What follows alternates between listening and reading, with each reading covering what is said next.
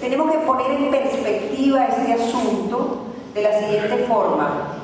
Tenemos crisis, vamos a decir, energética mundial, de una demanda energética y una necesidad de, como ustedes saben, con toda la problemática del cambio climático, de sustituir energía, ¿no? Y la hidroeléctrica se está considerando una energía, vamos a decir así, renovable. Entonces, hay muchos argumentos que están por detrás de esta fiebre, digamos así, de construcción de hidroeléctricas. En este momento hay, según un documento que también les invito, que se llama a leer, Grandes represas en América, peor el remedio que la enfermedad. Hay aproximadamente 300 proyectos de hidroeléctricas construyéndose o en función, o en proyecto o pensamiento, digamos así. Eso quiere decir que en todo el continente, sobre todo en Sudamérica y en la cuenca amazónica, esto es lo mismo que estamos haciendo aquí, se está discutiendo y se está pensando en otros sitios, ¿verdad? ¿Y cuál es la diferencia de ahora con referencia a 30 años? Que ahora sí se conoce a nivel mundial y a nivel de los grandes bancos de inversión multilaterales, se conocen los efectos negativos y sobre todo los problemas de estas hidroeléctricas. ¿Por qué? Como bien dijo César, hay cosas interesantes. Cuando se empezaron a construir estas grandes represas, porque hay esta represa de Inambari, por ejemplo, es una gran represa, porque su potencia de más de 1000 o 2000 o más megawatts de potencia significa que es una gran represa. Estas grandes represas, hace 20 o 30 años se imaginaban los ingenieros que iban a durar el funcionamiento 50, 100 o 150 años, por lo tanto eran unos proyectos pensados supuestamente para estar funcionando por muchos años más de lo que hoy en día se sabe y se constata en todo el mundo que es así. Ok, entonces el primer punto es, y aquí hay unos datos que señalan, esta Comisión Mundial de Represas señala que la vida útil de las macro represas supuestamente es de 80 a 100 años, con una sedimentación media de 1% por año. Pero esa sedimentación en las zonas amazónicas y tropicales es mucho mayor, y por lo tanto la sedimentación de esta represa, es decir, todos los sedimentos que se van depositando, hace que la vida útil de esta represa sea mucho menor.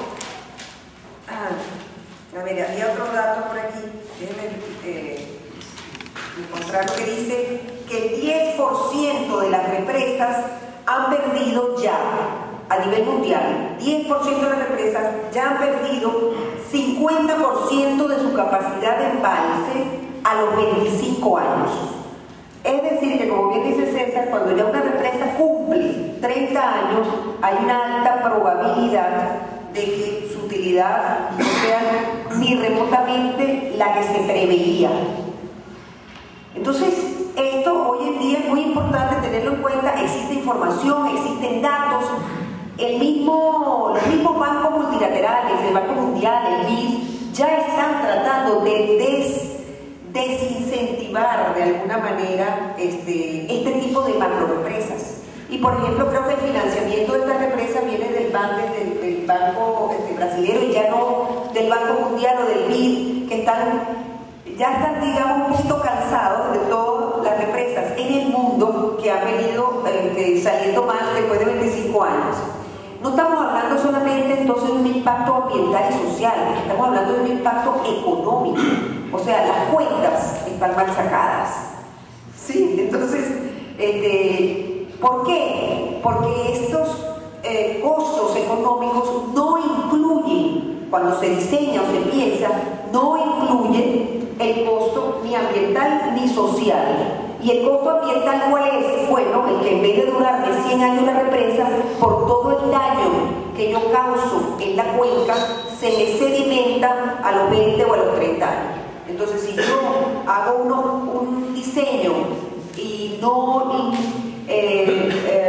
preveo eso, no es solamente una cuestión de impacto ambiental, es una cuestión de impacto económico, de que pierdo ecosistemas, causo problemas a la gente y además se pierde la plata.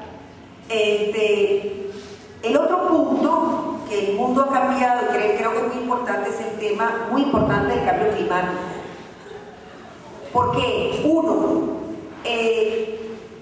lo que nosotros hagamos en Perú y los demás países en la Amazonía tiene mucha importancia a nivel mundial, a nivel planetario. Es una responsabilidad muy grande de los países, de sus gobernantes, de la sociedad civil, las decisiones que se tomen en este momento. Lo que nosotros deberíamos evitar es un anuncio, por ejemplo, en el año 2000, supongamos que se construye en Ambari, ¿verdad? El año que viene, dentro de 2 años se construye.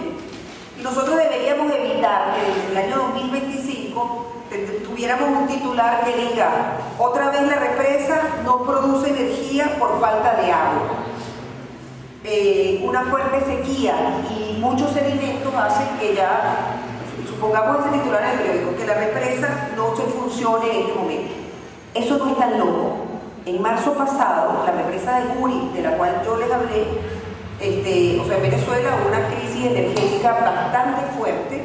En la última sequía del año 2010, o sea, los meses de enero, febrero, marzo, tanta sequía que la represa de Guri, ese megaproyecto maravilloso de 10.000 megawatts, estuvo a punto de llegar a su nivel mínimo en el cual puede producir energía. Eso hizo que en todo el país tuviera que tener unas restricciones de hidroelectricidad muy grandes. ¿Y eso por qué? Porque el cambio climático, como todos sabemos, está produciendo unos cambios grandes en los patrones de lluvia y de sequía en todo el mundo, pero particularmente en las zonas tropicales.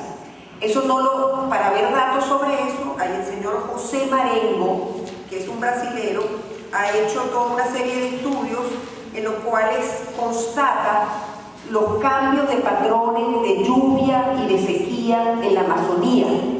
Entonces, eso es una consideración que hace 10, 20 o 30 años no estaba en el tapete. O sea, este no era un problema que habíamos causado, por lo tanto, eso hoy en día es muy importante. No voy a señalar en detalle, aunque César nombró los impactos, ¿no? Los impactos desde el punto de vista ambiental que hemos hablado en este momento, los cambios a los cuales me refiero en términos del cambio climático. Me llamó la atención que hay también un trabajo en el Perú de Martín Arana en el 2009 que ya hizo un cálculo para el Perú y dice ese trabajo que las emisiones de gases de efecto invernadero del Perú se incrementarán en 5.86% por el lago de 40.000 hectáreas de la represa de Nambari. O sea, esta persona hizo un cálculo imaginando que se hace la represa y se inunda un área de 40.000 hectáreas. Eso es lo que está proyectado. Si esa represa se hace y se inundan 40.000 hectáreas, los gases de efecto invernadero, que son los que producen el cambio climático del Perú, subirían en 5.86%. Yo no me he revisado el trabajo, pero me parece muy interesante que exista ese cálculo. Esos son los cálculos que hoy en día nos interesan. ¿Por qué? Porque nosotros tenemos la obligación, como vimos en la película, de pensar en las generaciones futuras y en lo que las decisiones que tomemos hoy van a impactar a nuestros hijos, a nuestros nietos y en el futuro.